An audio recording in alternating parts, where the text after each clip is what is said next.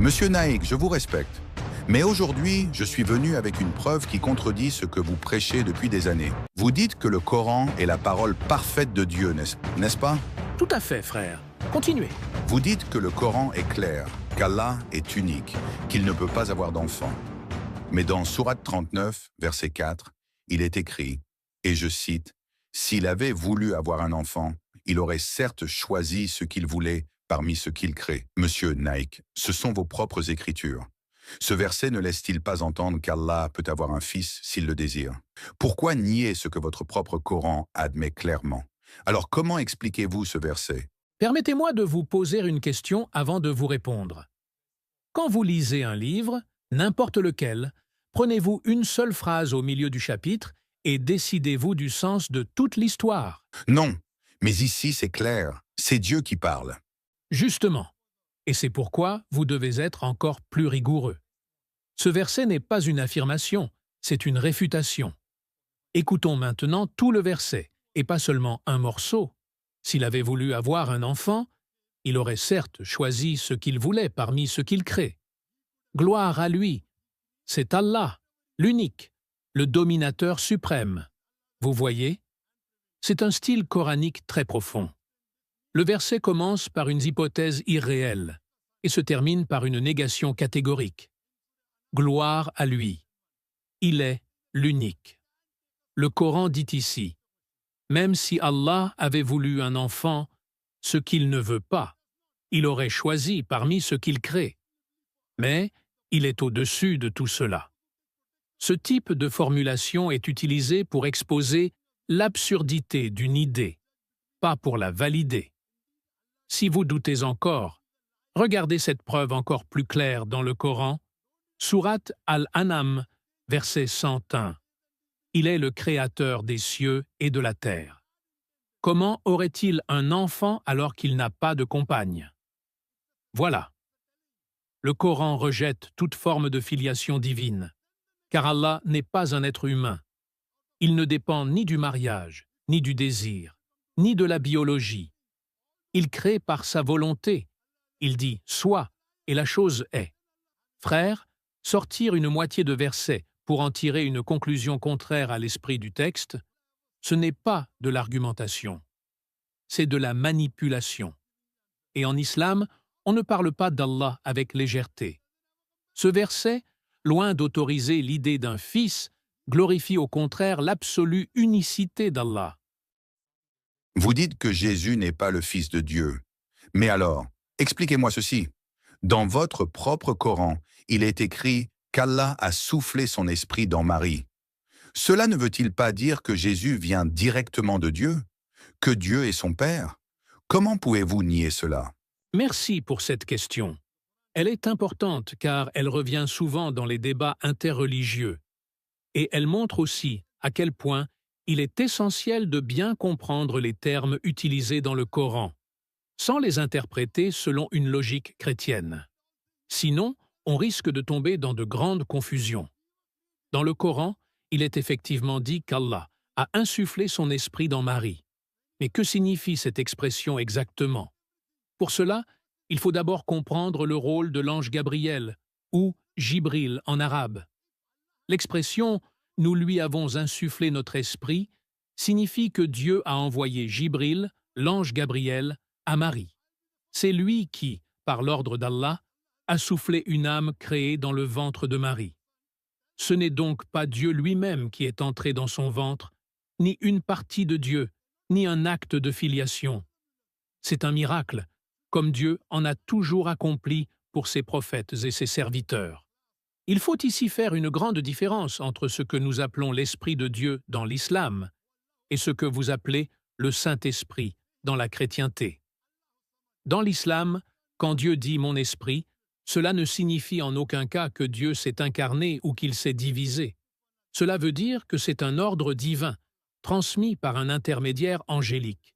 Et si l'on veut vraiment comparer, regardons Adam. Adam a-t-il un père? Non. Ni père ni mère. Il a été créé de poussière. Et pourtant, Dieu a simplement dit « sois » et il fut. Est-ce que cela fait d'Adam un fils de Dieu? Non. Pourtant, son miracle est encore plus grand que celui de Jésus. Ce que Dieu veut, il le crée, sans avoir besoin d'engendrer. D'ailleurs, le Coran est très clair. Pour Allah, Jésus est comme Adam. Il l'a créé de poussière, puis il lui dit « Sois », et il fut. Donc ce miracle, cette naissance sans père, ne fait pas de Jésus un être divin. Cela montre juste la puissance d'Allah, qui crée ce qu'il veut, de la manière qu'il veut. Beaucoup de personnes ont été appelées « fils de Dieu » dans la Bible.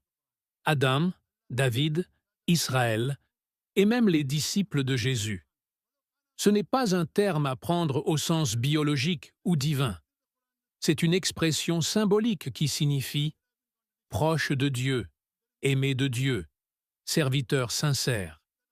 Et si l'on analyse la Bible honnêtement, Jésus lui-même n'a jamais dit « je suis Dieu ». Il n'a jamais dit « adorez-moi ». Jamais. Ni une seule fois. Et s'il ne l'a pas dit, alors pourquoi lui attribuer ce qu'il n'a jamais affirmé de sa propre bouche? Au contraire, il dit « Le Père est plus grand que moi ». Il dit aussi « Je ne fais rien de moi-même ». Et lorsqu'il est sur la croix, il crie « Mon Dieu, pourquoi m'as-tu abandonné ?» Un Dieu n'a pas de Dieu. Un Dieu ne prie pas. Un Dieu n'implore pas. Cela montre que Jésus, paix sur lui, était un prophète, un serviteur, un être humain choisi, mais pas un Dieu. Le concept de Dieu engendrant un fils n'a pas sa place en islam. Pourquoi? Parce que cela limite Dieu. Cela le rend semblable à l'homme. Et Allah dit dans le Coran de manière claire et absolue « Il n'a jamais engendré, et il n'a pas été engendré ». Et dans un autre verset, « Comment aurait-il un enfant alors qu'il n'a pas de compagne ?» Ce genre d'idée n'a pas de sens pour un Dieu unique au-dessus de toute imperfection. Enfin, il faut également comprendre que le mot « roux » dans le Coran ne veut pas dire « partie de Dieu ». Il peut désigner l'ange Gabriel, ou l'ordre spirituel d'Allah, ou la révélation elle-même. Et dans plusieurs versets, il est dit que l'Esprit descend. Mais ce n'est pas Dieu qui descend, ce sont ses ordres, transmis par ses anges. Alors oui, Jésus est un prophète né de manière miraculeuse, mais cela ne fait pas de lui un être divin. Ce message est essentiel aujourd'hui, dans un monde rempli de malentendus entre les religions. Il ne s'agit pas ici d'attaquer ou de rabaisser qui que ce soit. Au contraire, c'est par respect pour la vérité et par amour pour les prophètes que nous clarifions ces points. Jésus est aimé en islam. Il est respecté. Mais il n'est pas Dieu. Il est un serviteur de Dieu, un messager, un modèle, et nous l'honorons à sa juste place. J'aimerais poser une question très sérieuse. Dans votre Coran, Allah utilise souvent le mot « nous » pour parler de lui-même. Par exemple, dans de nombreux versets, il est dit « Nous avons révélé, nous avons créé, nous avons ordonné ». Or, en tant que chrétien, cela m'interpelle. Parce que chez nous, cette idée d'un Dieu pluriel est cohérente avec la Trinité, le Père, le Fils et le Saint-Esprit. Mais vous, les musulmans, vous dites qu'il n'y a qu'un seul Dieu sans associé, sans division. Alors comment expliquez-vous ce pluriel « nous » ? N'est-ce pas une contradiction dans votre propre livre? Mon frère, je comprends votre confusion. Cette question est fréquente et légitime, surtout lorsqu'on lit une traduction du Coran sans en comprendre les subtilités linguistiques. Il faut d'abord comprendre une chose essentielle. La langue arabe, la langue du Coran, utilise un style d'expression noble et puissant, appelé le pluriel de majesté. C'est aussi courant en français. Un roi dira « nous avons décidé » ou « nous proclamons », alors qu'il est seul à parler. Il utilise le « nous » pour exprimer sa grandeur et son autorité. Allah, qui est le roi des rois, utilise ce style pour renforcer la majesté de ses paroles.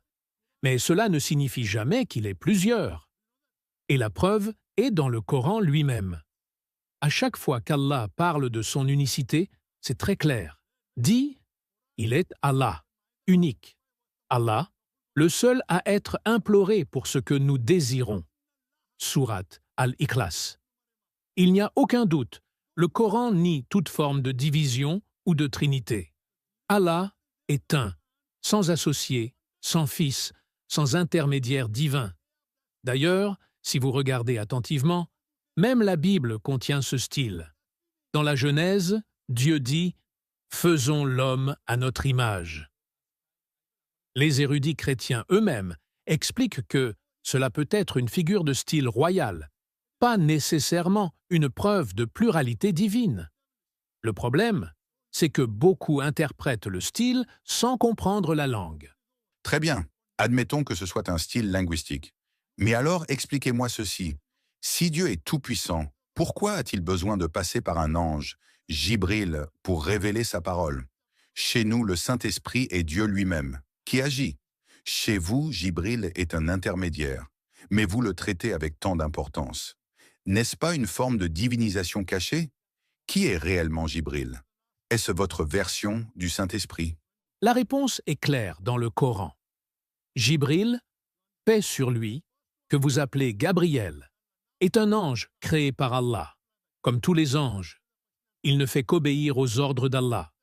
Il ne parle pas de sa propre initiative, il ne change rien au message, et il n'est pas divin.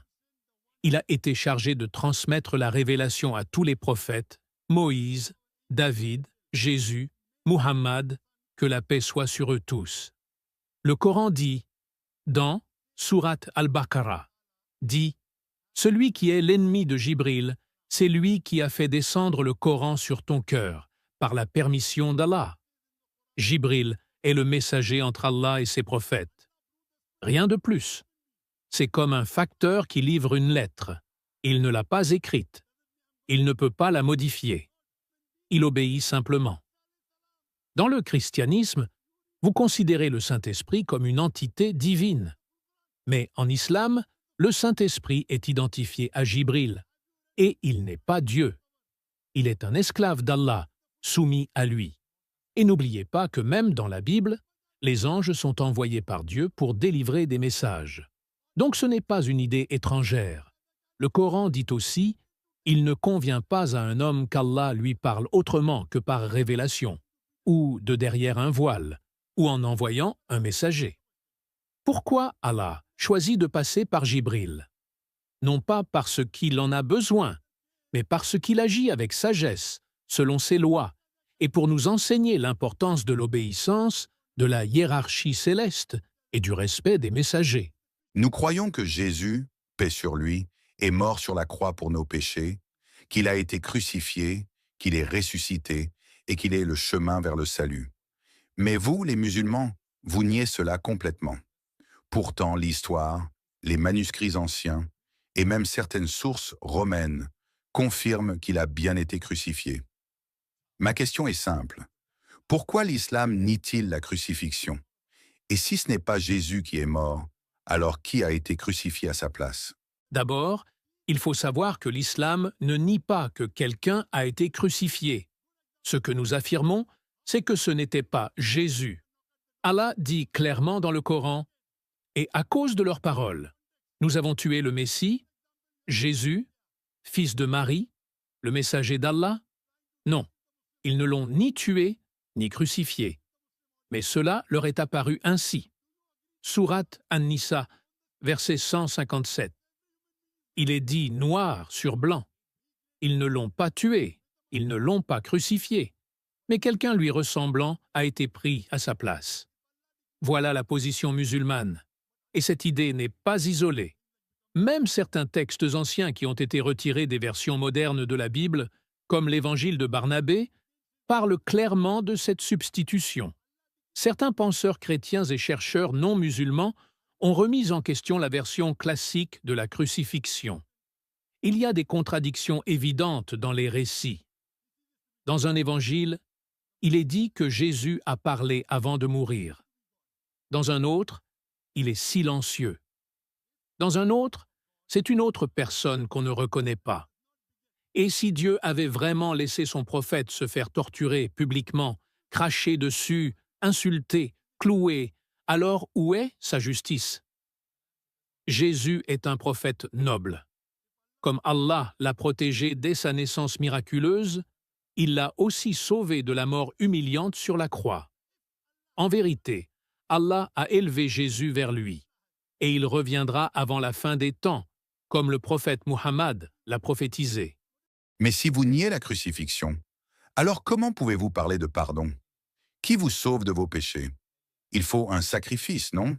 Et puis, pourquoi croyez-vous que Muhammad soit le dernier prophète, supérieur à Jésus?